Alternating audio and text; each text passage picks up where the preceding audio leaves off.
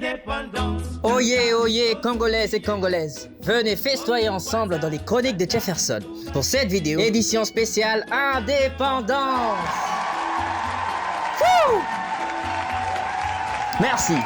Je t'aime, Jefferson! Oui, je t'aime aussi, je t'aime. Comme vous le savez tous, demain ce sera le 30 juin 2024. 30 juin, jour marquant la date de l'indépendance du Congo. Alors c'est vrai, on chante, on rit, on danse, on fait histoire, on poste des trucs sur Instagram, Facebook ou tout ce que tu veux. Mais est-ce que vous savez ce qui s'est passé pour que nous en arrivions là? Je suis sûr que les profs d'histoire en classe ont été très ennuyeux lorsqu'ils nous racontaient cette histoire. Alors je vais vous la faire de la manière la plus amusante qu'il soit. Attachez vos ceintures, faisons un voyage temporel dans le passé et laissez-moi vous conter la sanglante histoire de l'indépendance du Congo. Pour parler d'indépendance, cela veut dire qu'il y avait une dépendance. Logique. Et bien là, nous dépendions de qui alors? Des Blancs, t'es con quoi?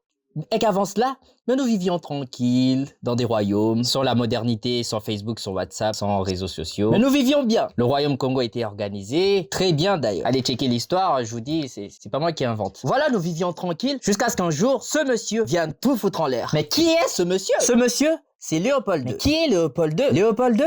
De son vrai nom, Léopold Louis-Philippe Marie-Victor de Saxe-Cobourg-Gotha. Qu'est-ce que ça dit? Tout ça là, c'est son nom. Alors lui, je crois que ses parents, ils avaient pété un câble. Tellement ils avaient d'idées de nom, ils voulaient pas choisir. Ils étaient là en mode, ouais, j'aime bien Léopold. Mais Louis-Philippe, c'est pas mal aussi. Marie-Victor de Saxe, Cobourg, oui, c'est pas mal aussi. Gotha, j'aime bien. Tu sais quoi, on va tous les foutre. Et c'est comme ça, c'est comme ça. Mais l'histoire retiendra Léopold II, roi. Qui il est? Bon, revenons. Il est le roi de la Belgique à l'époque. Avant d'être roi, il voyage beaucoup, voilà. Il fait quelques voyages un peu partout dans le monde. C'est dans un voyage en Indonésie qu'il découvre que la colonisation, vas-y, c'est pas mal. À cette époque, la Belgique est pas très... Voilà, c'est pas une grande puissance et tout. Du coup, il constate qu'à travers la colonisation, on peut conquérir des terres. Quel est le meilleur endroit pour conquérir des terres? Conquérir en Amérique. On ne va pas conquérir en Europe. Voilà, toutes ces contrées sont presque occupées. Meilleur endroit en Afrique. Et Afrique plus précis. Congo. Le Congo était très peu exploité à l'époque et difficile d'accès. Une fois devenu roi, il va soumettre son projet de conquête spatiale. Qu'est-ce que je raconte, conquête spatiale? C'est pas Elon Musk. De terres africaines à la Belgique, enfin au gouvernement belge, parce qu'à l'époque, il avait beau être roi, il ne pouvait pas prendre des décisions sans l'accord du gouvernement. Et la Belgique refuse de lui donner cet accord. Parce que voilà, c'est pas qu'ils sont contre la colonisation, hein, du moment que ça paye bien. C'est bien. Mais le problème, c'est qu'une conquête de ce genre est beaucoup trop... Il a le seum, le vieux, mais il ne va pas s'arrêter là. Toujours étant ambitieux, il va réunir quelques hommes d'affaires pour créer l'AIC, Association Indépendante du Congo.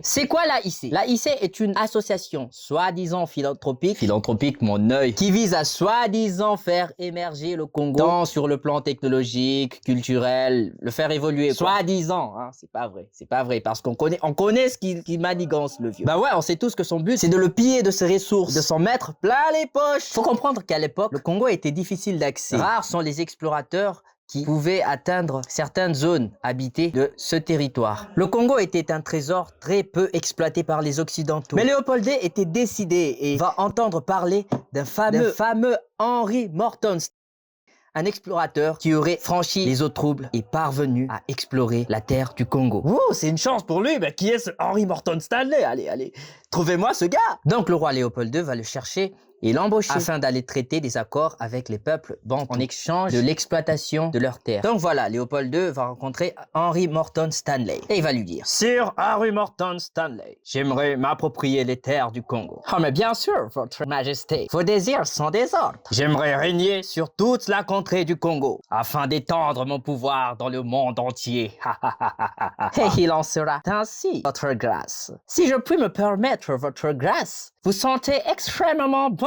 Oh, ça, merci. C'est parce que j'utilise un déodorant de chez La Tendancieuse. La Tendancieuse, votre grâce? Qu'est-ce donc cette infamité? Oh, vous ne savez guère. Oui, j'ai acheté dans le futur, en 2024. La Tendancieuse est une boutique en ligne qui vend Boutique en ligne? Sire, quel est donc ce langage condescendant? Ah, mais bien sûr, quand je dis boutique en ligne, évidemment, vous ne savez pas ce que c'est. Parce que ça n'existe pas encore dans notre époque. Je dis faire un voyage temporel dans le futur, en 2024. La Tendancieuse est une boutique en ligne qui propose des produits cosmétiques et accessoires vestimentaires, tels que des parfums, parfums comme ceux que j'utilise personnellement et qui me font sentir aussi fraîchement bon. Des bons déodorants qui me rappellent la tendre odeur de la Belgique.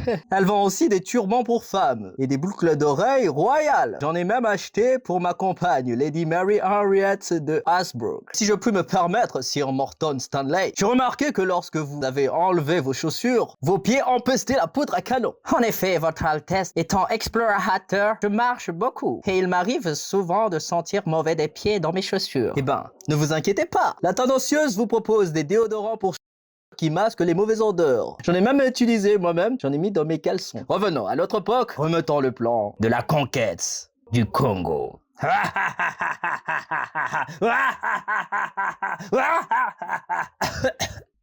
Ensuite, ils vont mettre leur plan en exécution. Et de fil en aiguille, Léopold II devient propriétaire du Congo. Un gars qui est propriétaire de 2 millions de mètres carrés. Et donc voilà, le business fonctionne très bien. Léopold II, il se fait de la maille avec tout ce que nous produisons dans le Congo, caoutchouc, coltan, tout ce que tu veux. Voilà, tu connais les ressources, quoi. On en a plein, on en a plein. Et donc, en 1885, vient le partage de l'Afrique. Hein? Sans nous concerter, hein? Enfin, je veux dire, la propriétaire, c'est nous, quoi. Sans nous concerter, ils se décident que voilà, ils vont se partager nos terres, comme ça. On va rien dire.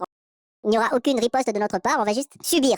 Mais bien évidemment, il y a toujours poste à cette menace oppressante. Et eux là, je te jure, ils vont prendre cher. Torture, fouet, massacre. Le prochain projet, pleine possession de l'esprit des Congolais. Alors il faut les abrutir.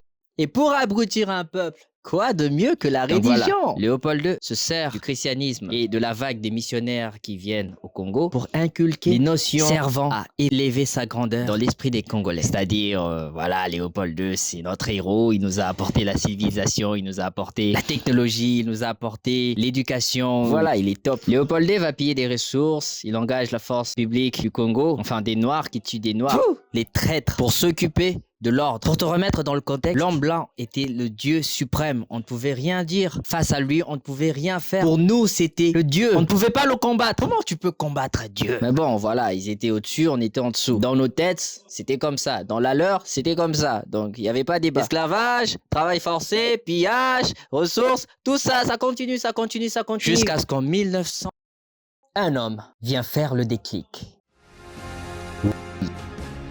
Le Avenger des opprimés, le défenseur des nations. En 1921, dans le village de Kamba, apparut un super-héros. Et quand je dis super-héros, c'est vraiment dans le vrai sens du terme. Parce que voilà, il y a même des super-pouvoirs et tout. Dinguerie. Je vais pas trop entrer dans les détails de ce qu'il a fait, de ce qu'il a dit et tout. Voilà, parce que la vidéo, elle durait des heures. Hein. Dites-moi dans les commentaires si vous voulez que je vous fasse une vidéo spéciale dédiée au personnage de Simon Kimbangu et de son histoire miraculeuse. Donc voilà, il apparaît pour réveiller la conscience des Noirs, faire comprendre à ses frères que voilà, on est tous égaux. Ils ont pas être au-dessus de nous, etc. Ben voilà, cet homme, il dérange tellement fort qu'il faudra lui faire taire. Voilà, il va en prison et la vie continue. Mais l'impact de son message se propagera à travers le temps et l'espace. Libération, oppression, égalité, fraternité. Au fur et à mesure des années, il y a d'autres personnes qui viennent, toujours dans le même optique. La plus grande erreur de l'homme blanc a été de nous donner l'accès à leurs fonctions. Au fur et à mesure que nous prenions certaines fonctions qu'ils occupaient, eh ben, nous avions un petit pouvoir à notre portée. D'où la création des Congolais évolués. C'est comme une sorte de parti politique, c'est voilà un mouvement qui s'est éveillé fin des années 1950 afin de dire non à tout ce qui se passait d'injuste. Parmi ses membres, il y avait Patrice Emery Lumumba, Joseph Kasavubu et tant d'autres. Je n'ai cité que les deux plus célèbres. Voilà. Donc ces gens-là, ils vont se battre. Ils vont se battre de leur sueur. Il y aura du sang pour réclamer le départ des Belges. Les Belges, ils se sentent sous pression. La ville est une vraie guerre. Ne croyez pas que l'indépendance a été obtenue dans la facilité. Il y a eu du sang. Il y a eu des gens qui ont charbonné. Il y a eu des gens qui se sont sacrifiés. Et donc voilà, la Belgique était sous pression. Elle n'en pouvait plus de tout cela. Ça réclamait, ça contestait, ça protestait. Jusqu'à ce que le 30 juin 1960, l'indépendance nous a été accordée. Je remercie toutes ces personnes qui ont donné de leur vie pour cette nation. Et pour nous qui sommes aujourd'hui, j'aimerais dire que le combat n'est pas fini. L'homme blanc n'est jamais réellement parti. Parti physiquement, mais jamais réellement parti, car il vit dans notre esprit et qu'il faut que nous le chassions. Levons-nous, soyons dépendants de corps physiquement et d'esprit mentalement. Sur ce, j'espère que cette vidéo t'aura plu. N'hésite pas à liker Dis-moi dans des commentaires si tu as des meilleurs détails à nous donner concernant l'histoire. Il se pourrait peut-être que j'ai omis un truc ou que j'ai exagéré sur certains points. Voilà, je suis pas prof d'histoire aussi. J'essaie de vous la raconter courte. Je vous remercie de m'avoir accordé de votre temps pour suivre cette vidéo jusqu'au bout. Et grand merci à La Tendancieuse d'avoir sponsorisé la vidéo. Je vous mets tous les liens de sa boutique dans la description. Et sur ce, je vous dis à très bientôt pour une nouvelle histoire. Et vive l'indépendance. Dites-moi, Votre Altesse, vous qui avez fait un voyage temporel dans le futur pour acheter ces produits, est-ce que dans le futur, vous êtes toujours propriétaire du Congo?